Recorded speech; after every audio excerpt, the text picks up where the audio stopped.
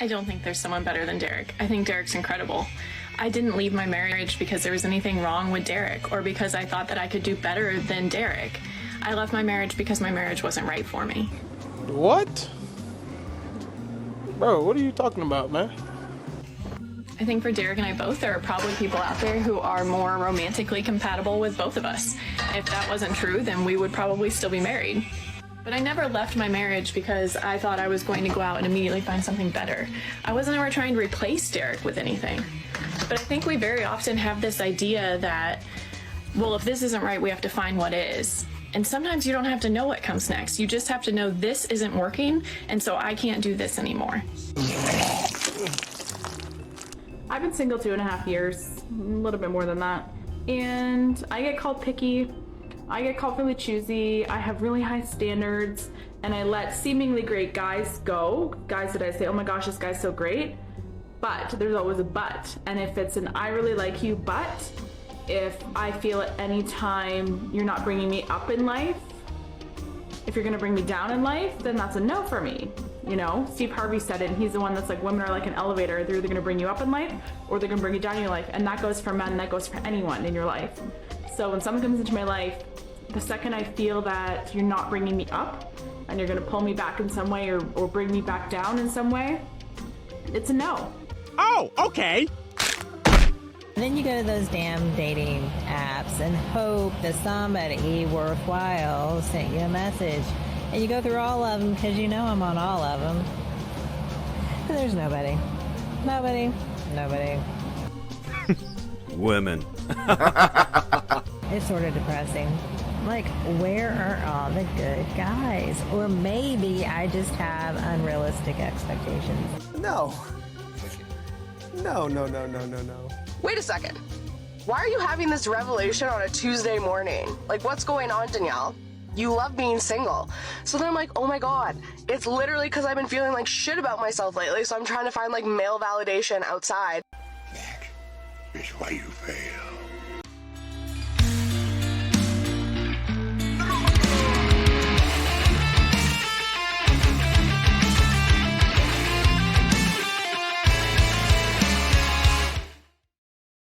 Gentlemen, welcome back to the desert. Give me the sit rep and let's get started with today's video. And guys, in advance, sorry for this video, sorry for what you're about to see. I know it's not a great way to promote my channel by starting the videos, you know, feeling sorry for what you're about to see, but gentlemen, that's the deal. You know that with every video we make fun of, every laugh we have, there is a great deal of brain damage inducing toxicity. So let's get started. I don't think there's someone better than Derek. I think Derek's incredible. I didn't leave my marriage because there was anything wrong with Derek or because I thought that I could do better than Derek. I left my marriage because my marriage wasn't right for me. I think for Derek and I both, there are probably people out there who are more romantically compatible with both of us. Yeah, guys, so even if you are perfect, right, this woman is not giving the usual nonsensical excuses of the relationship didn't work because of irreconcilable differences, because the spark, the glitter, and all that crap. Even when everything is perfect, there's just something better for me. I just have to find the next best thing. Just can't settle for this. Even though it's a perfect life and everything is perfect and we love it, well, she doesn't love him, but, you know, we supposedly love each other. Even then, there's someone better than you. There are 8 billion people on this world, and you have to be number one if you want to have a relationship. That makes sense. If that wasn't true, then we would probably still be married. But I never left my marriage because I thought I was going to go out and immediately find something better. I wasn't ever trying to replace Derek with anything. But I think we very often have this idea that, well, if this isn't right, we have to find what is. And sometimes you don't have to know what comes next. You just have to know this isn't working, and so I can't do this anymore. I never left with this idea that, okay, well, now I'm going to go find a better man than Derek. That wasn't the intention. I left because what we had, and not him, but our relationship wasn't what I needed and I knew wasn't right for me. But it's interesting because I've been grading papers this week for my undergrads. We did a lecture on happiness for them and how to learn happiness and how to find happiness. And so one of the final questions on this paper was, what are some things you can change or do in your life to make you happier and improve your happiness? And this now becomes a little bit of a sidebar on why I love my Gen Z kids. But I think typically when we think of that question, we want to jump to, well, this is what I could add. Well, this is what I could go find. Well, this is what I could do now to make me happy. But these Gen Z kids, I swear to you, half of them are talking about things they can let go of. I can get out of this club that's not really bringing me joy. Don't talk about Gen Z because you're way worse, right? Don't get them into this. They are much more stable than you. So we have a opportunistic vulture right here, guys, a harpy, just always looking for the next best thing. Do you know what is the easiest way to find that you are unhappy? To think about happiness all the time. When you try to find happiness every minute of the day, it is just a clear indicator that you're not happy, right? People who are happy and they are successful in life and they feel okay, they don't think about happiness. They don't feel like they're missing out on something because they are happy. You know, you constantly looking for the next best thing just exposes how miserable you are.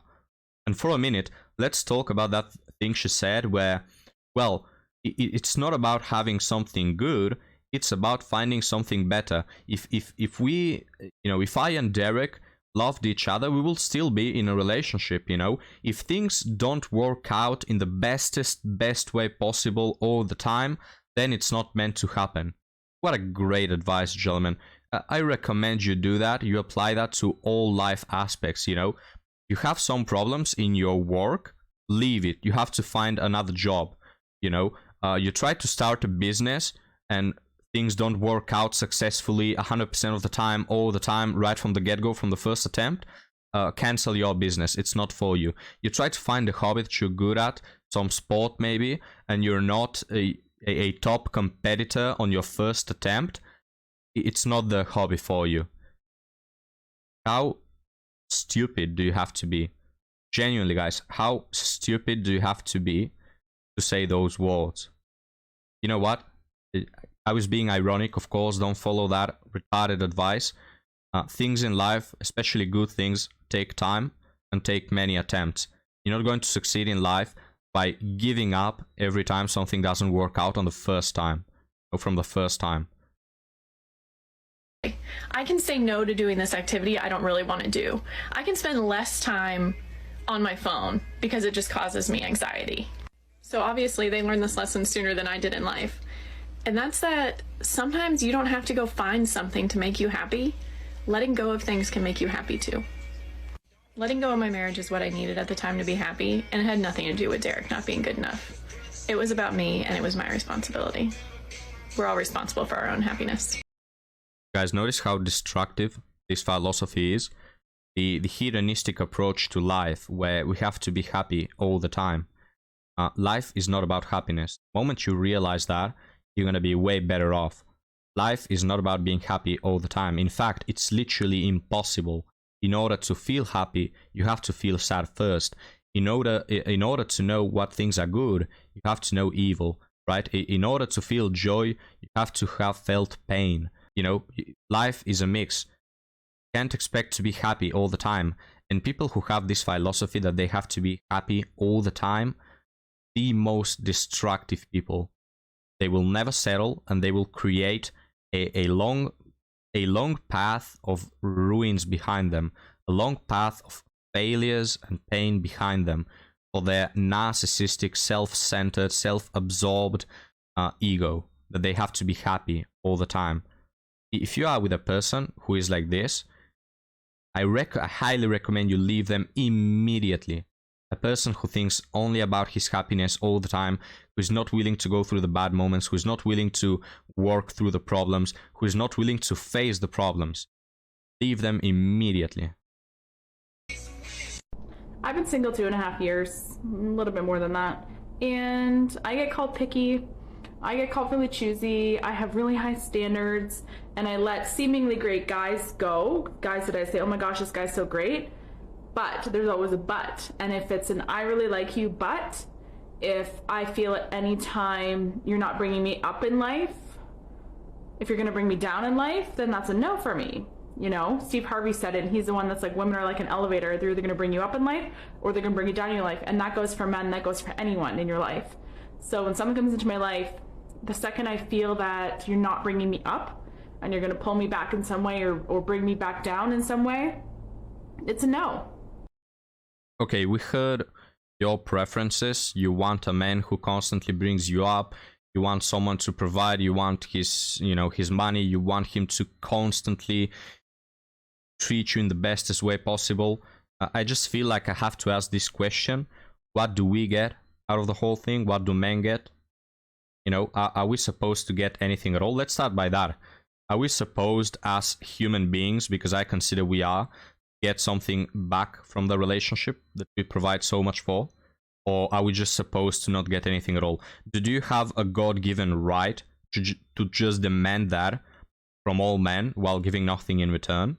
Because we've heard your preferences, but what do we get? What do you bring to the table? Right? We have to treat you like a queen all the time. Forget a queen, like a god. We have to treat you like a god. Guys, the freaking minute you're not bringing this woman up, she will leave you. So what are we getting out of it? Are we getting anything at all? So yes, call me picky. So yes, call me choosy. I'll be single for as long as it takes for I'd call you a lot of things, but I'm not allowed to on YouTube. someone to come into my life, and it's always up, up. I want to say, I like you, I love you, and that's it. There'll never be a but. Yeah, guys, just another woman wanting a perfect relationship. If there is one thing, just one thing not in order, she will leave. You're not allowed to go through depressions. You're not allowed to lose your job. You're not allowed to mourn your passed away mother, because that will not bring this woman up. You're not allowed to have negative emotions. You're not allowed to stop improving your financial status. Of course, you're also not allowed to expect any accountability from this woman. She is perfect. Is anyone interested in this woman, right? Such a great deal. A really good bargain. Anyone interested? Or do we, do we all agree that she belongs to the streets and she can go knock herself out? Go to the crap hole, woman. Hey, I like you, I love you, and that's it. There'll never be a but. You know what really sucks? When you wake up and you get your phone and you look, like, who messaged you, who responded on TikTok, and then you go to those damn dating apps and hope that somebody worthwhile sent you a message. And you go through all of them because you know I'm on all of them. And there's nobody. Nobody. It's sort of depressing. Like, where are all the good guys? Or maybe I just have unrealistic expectations. I have no idea. And look at my shirt. I washed my shirt with an ink pen from work. I couldn't care less about your shirt. I didn't wake up today to think about your shirt. Gentlemen, the thing is, you see how it is with these women. They get on their 6 dating apps. They find that from the night till the morning, they've had 120 new requests, new people interested in them. And out of these 120, and I'm just giving a random number, but you can bet that these women, in the span of a year, get more than 100 requests. Way more, if you ask me. And none of them are eligible to these women. None of them are enough for these women's expectations. Do you really think that, they are single because there are no good men left? Or do you rather think that their expectations are too high, that they demand too much while giving nothing in return, and that they are just delusional and belong in an asylum? What is more likely? Is it more likely that out of 1,000, a million men, there is not one good guy? Or is it that these women are just delusional and they have won themselves the right to pass away alone? No sympathy for women over 30 having no relationships. You've done that on your own, you've dismissed a lot of good guys, you've passed on Prince Charming a lot of times, and you deserve nothing than what you fought for. You fought for being a miserable single lady in your 30s who is going to live the rest of her life with cats and boxed wine. And it stained it all. And I don't even care. I'm still gonna wear them. They just go under my scrubs. So anyway, that's my rant. It's crazy. But at least I slept good. Slept like, I don't know, 7 hours straight without waking up. That's awesome. Yay. Okay, Man, who the hell gives a crap about this, honestly? It's clear that we don't give a crap, but is anyone genuinely watching this woman feeling interested in how many hours she slept? She belongs in an asylum, if you ask me. But let's watch yet another woman that belongs in an asylum, gentlemen. So I'm driving home and I'm like, you know what, maybe I should go on Hinge again. Maybe I should start trying to date people. And then I'm like, wait a second. Why are you having this revelation on a Tuesday morning? Like, what's going on, Danielle? You love being single. So then I'm like, oh my God, it's literally because I've been feeling like shit about myself lately. So I'm trying to find like male validation outside. Wait, didn't you love being single? At this point, I don't think there is one guy who is not an incredibly big simp who believes women when they say that they love to be single and they don't need a man, because we all know how they cry themselves at sleep, you know, and they feel like crap. She said it herself. She feels like crap and she needs a man. Is there one guy left who still believes them when they say that they are absolutely okay with being single? And that never works. We all know that never works. But this is why people say to question your habits and shit, because that's how you get back into the fucking groove of your unhealed version of yourself, motherfucker. I would have went and hated my life and still hated myself. But now I can just... I can't wait to be in a relationship with such a woman who cusses all the time, is obscene, hates herself, feels like crap, and has been clapped by a lot of men, and has no self-esteem. I just can't wait. just cut the middle part out and just be like, okay, let's work on myself. You know? So I've been on the dating apps off and on over the last several years since being divorced. Hadn't been on it in a while. Figured, hey, what the heck?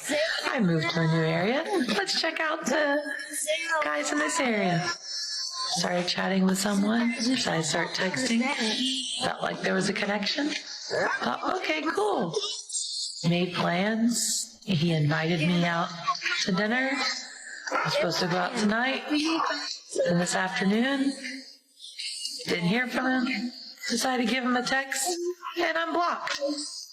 Really? What the heck? So I think I'll just go back to doing life my way. And oh, by the way, I took myself out to dinner. It was very nice. Enjoyed my own company. This is You're the only one who enjoys anyway. Guys, you can take these women on a world trip. I'm in a new area, let's see the market. You can take them, you can place them anywhere on the world, different countries, continents, villages, cities. You can leave them out in the wild, maybe some animal will feel interest towards them. You can take them anywhere. And you know what? They're not gonna settle for anything, anywhere, never in time, right? They are doomed to be single because of their own doing. They will never find someone who they feel attracted to. They will never respect a man. They will never pull their weight in the relationship. You know, they will never value a man. They will only, the only constant thing with these women is they keep increasing their expectations. That is the only thing sure. Oh wait, there's another one. They're gonna be single forever and pass away alone. Thank you for watching this video, gentlemen. Leave me your comments down below and I'll be happy to see you next time. Have a good one.